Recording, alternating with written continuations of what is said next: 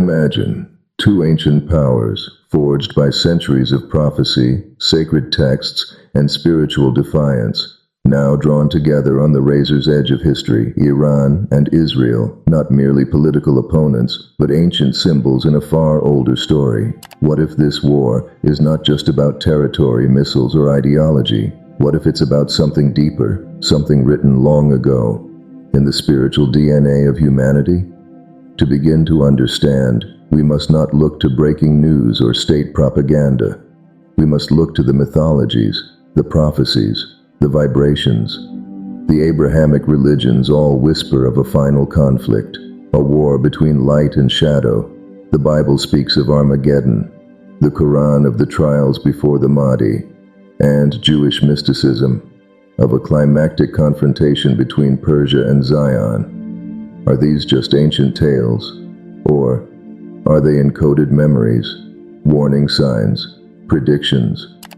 In the esoteric tradition, symbols have power, and when they are activated, through ritual, collective focus, or conflict, they set off waves in the energetic field. Iran and Israel are not just nations, they are energetic polarities. Their clash reverberates through more than just newsrooms. It echoes across the soul of humanity. Now imagine this. What if this war is not an accident? What if it's the result of deliberate manipulation, not by politicians but by hidden architects? Forces that understand how fear, conflict, and division fracture human consciousness and feed systems of control. Some call it the New World Order, others call it the Shadow Elite, but the names don't matter, the method does. When humanity is caught in fear, it forgets its power. When distracted by war, it cannot hear the inner voice. The Hermetic law of vibration teaches, nothing rests, everything moves, everything vibrates, and what vibrates attracts. A global conflict like this doesn't emerge overnight. It builds through emotion, propaganda, memory, and karma. And when the vibration reaches its threshold, reality bends, manifestation happens. So the question isn't whether Iran and Israel will fight. They already are. The question is, what will this conflict awaken? Are we stepping into a trap, a repeating karmic loop, or a portal? One that might offer us a choice we've long forgotten. Quantum science tells us the observer collapses probability into reality. This means that collective attention is not passive, it's creative. If billions fixate on fear, they birth it. If they awaken to patterns, they dissolve them. So ask yourself, why this war? Why now? And why? In this region, the birthplace of monotheism, the seat of ancient knowledge, the bridge between heaven and earth. This may not be a war of nations. It may be a war of consciousness, a test, a signal, a prophecy, daring to be understood. Now, let us go deeper. What if the true battleground isn't the soil beneath soldiers' feet, but the unseen realms above their heads? Esoteric traditions speak of planes of consciousness, levels of perception layered over what we call reality. In these traditions, war is never just physical. It's astral, it's psychic, and most dangerously, it is vibrational. Imagine every missile launched as an echo of unresolved karmic cycles. Every airstrike, a punctuation mark in a story written by ancient trauma, collective fear, and spiritual amnesia. Iran and Israel are not the authors of this tale. They are players in a much older drama, one that perhaps none of us remember writing, yet all of us are still performing. Why these nations? Why this region? Because the Middle East has always been more than geography. It's symbolic terrain, the cradle of monotheism, the stage for prophets, mystics, and messengers. It's where heaven met earth in fire, in tablets, in revelation. And it's where, according to prophecy, the final convergence would unfold. But what does this convergence truly mean? Some interpret it as a physical war, a cataclysm. Others, as a transformation, a dissolving of veils, a moment when the outer chaos cracks open the illusion of separation and something greater rushes in. Maybe this is why so many feel strange now, disconnected, hyper-aware. Like we're living in a story too big to grasp, but too real to ignore. This war feels different. It doesn't feel like just another regional conflict. It feels engineered, designed to provoke not just violence but internal collapse, to shake belief systems, to fracture spiritual identity, to press humanity against the wall of its own forgetting. And that's the point. Because in forgetting, we become programmable. And in fear, we become obedient. Who benefits from that? Who stands to gain when people stop thinking and start surviving? When nations burn and eyes stay glued to screens? The hidden architects, the ones who work not in light, but in shadow. And yet, here lies the paradox. Even their plans must bend to the higher laws, because the universe isn't built on control, it's built on consciousness. And when enough minds awaken, even the most well-crafted illusion begins to crumble. So again we ask, is this war a sign of the end, or a sign of a beginning? Are we collapsing or awakening? And more importantly, what do we choose to see? Because the great illusion isn't out there, it's inside. And the real war isn't Iran versus Israel. It's ignorance versus memory, separation versus unity, fear versus knowing. You feel it, don't you? That pull, that tension, that whisper beneath the noise. It's always been there. Now, it's just louder. There's a reason the ancient sages warned of forgetfulness, not of names or places, but of soul, of origin, of truth. Because when a soul forgets where it came from, it can be led anywhere. Wars then are not just events, they are rituals, mass-scale moments of trauma, shock, emotion, and in those moments, a gateway opens, a chance for programming. Modern warfare has two fronts, one on the ground and one in the mind. Governments know this, media knows this, but few civilians realize they are being pulled into a war far beyond missiles and maps. The battle is for perception, and perception is power. Think of it. A single story, repeated enough times, can become reality, even if it isn't true. A single symbol, if charged with emotion, can alter nations. So ask yourself, what symbols have been placed in front of you lately? Flags, slogans, enemies, all designed to keep the mind busy and the spirit asleep. But there's another layer, because this isn't just psychological, it's metaphysical, spiritual, a manipulation not of logic, but of frequency. Esoteric teachings say we are not human beings trying to have a spiritual experience. We are spiritual beings, momentarily caught in human illusion. And illusions thrive on attention. Fear thrives on repetition. If you say a lie enough times, it becomes memory. If you trigger enough fear, the soul goes silent. That's what this war, like many others, is really doing. It is silencing the inner voice. But the universe always balances, and with every spell of fear comes a whisper of awakening. You may have felt it, in the silence between headlines, in the emptiness of victory speeches, that feeling that something deeper is going on. You're not alone.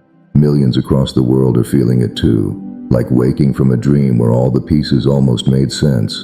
Almost, but not quite. That's the tipping point. That almost is the crack in the illusion, and through that crack, the light of memory enters.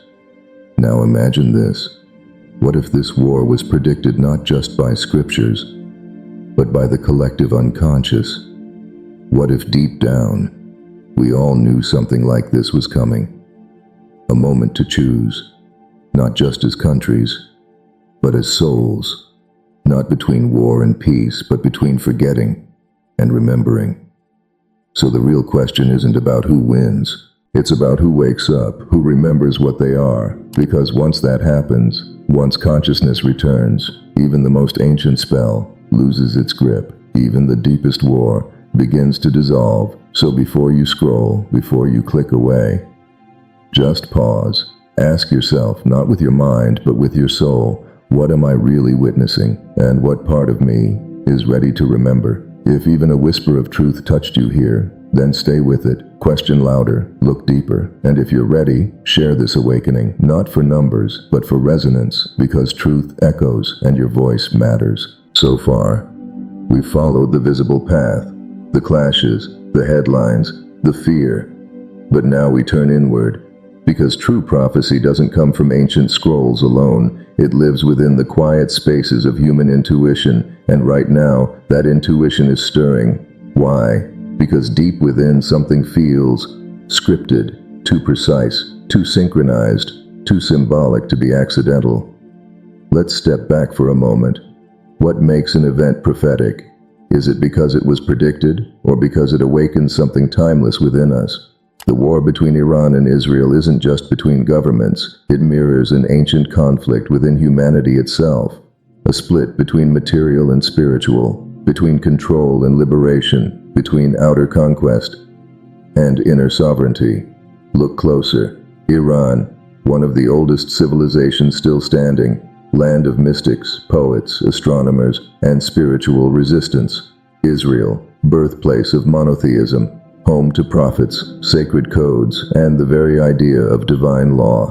What happens when those two symbols clash? It's not just politics, it's alchemy. And that's why this moment feels so intense, because what's really being challenged is our collective alignment, our vibrational state, the energetic current that runs beneath society. Esoteric wisdom teaches, when the inner world is in chaos, the outer world reflects it. So maybe this war is a mirror, one that shows us the fractures in our global consciousness, the unhealed wounds of identity, the suppressed truths of ancient knowledge. And if that's true, then the only real solution isn't military. It's vibrational, it's personal, it's spiritual. That doesn't mean passivity, it means participation, but not on their terms, not in their narratives, in yours. Every time you unplug from fear, every time you question the script, every time you remember what you truly are, you shift the field, you reclaim a frequency, and you become part of the counterforce, the antidote, the remembrance, because prophecy isn't fate, it's invitation, a whisper that asks, will you repeat the past, or will you remember the future? This is where the war takes a different shape, one that isn't televised, one that doesn't need drones or borders, one that lives in every decision you make, every belief you question, every illusion you shatter. And as you stand in this moment, not as a spectator but as a soul, ask not what the news is telling you, but what your intuition is asking, because the next phase of this story will not be written in ink or fire. It will be written in frequency, and you are holding the pen. Let's pause again.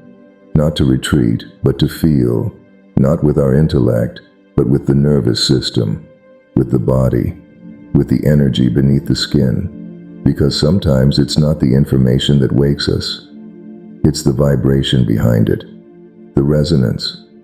What if this war, this rising storm, is not just a political crisis, but a spiritual checkpoint? A moment placed perfectly in the human timeline, designed to stir what has long been dormant.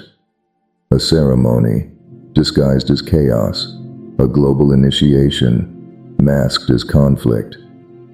It's not an invitation to choose sides, it's an invitation to choose self.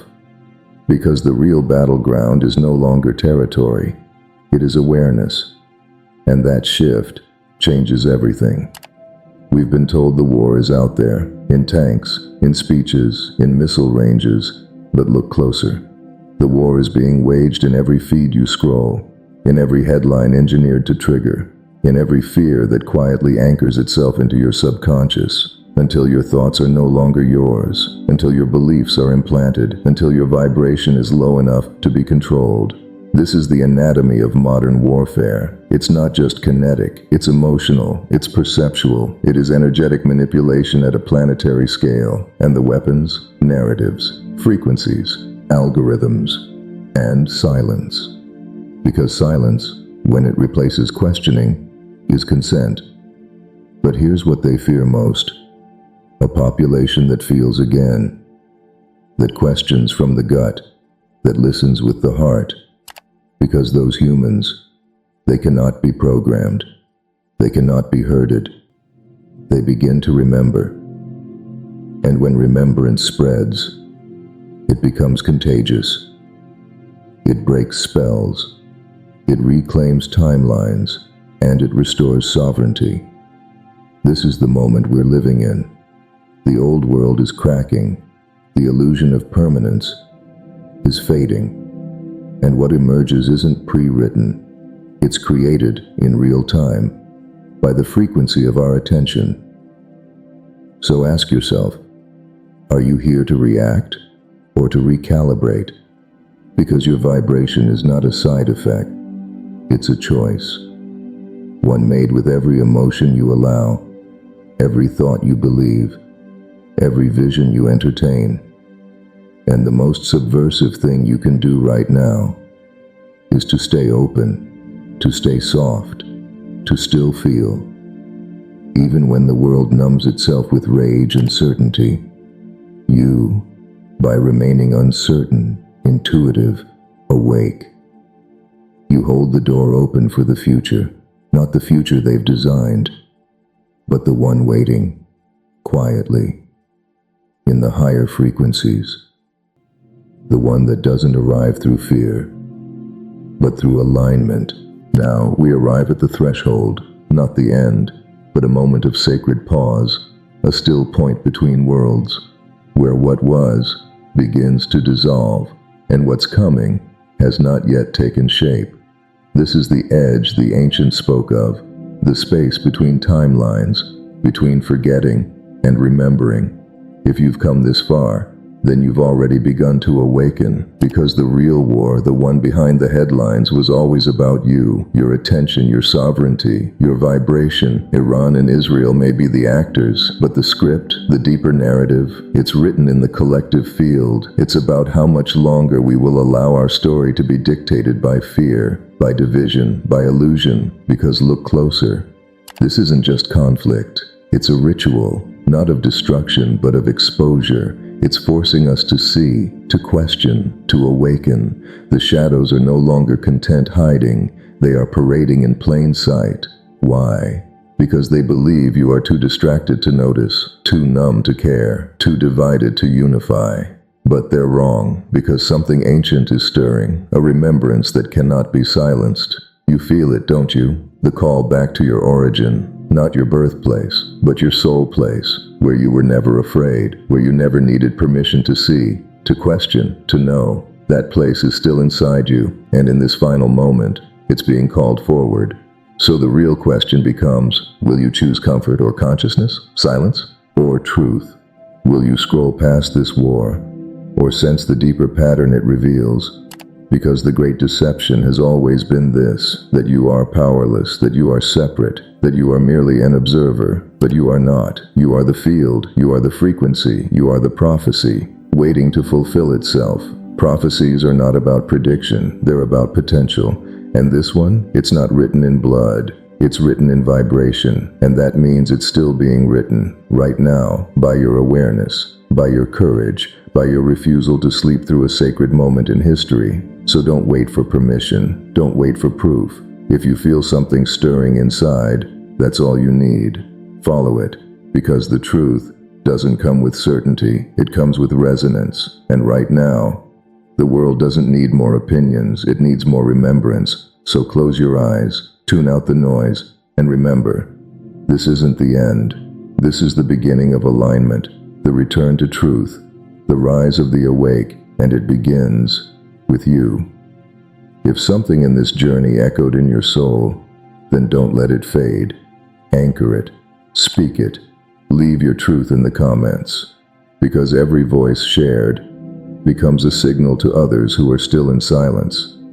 And if you want to keep walking this path of remembering, then subscribe, not to a channel, but to a frequency. We're building something here, a quiet rebellion of awareness, and every awakened soul strengthens the field.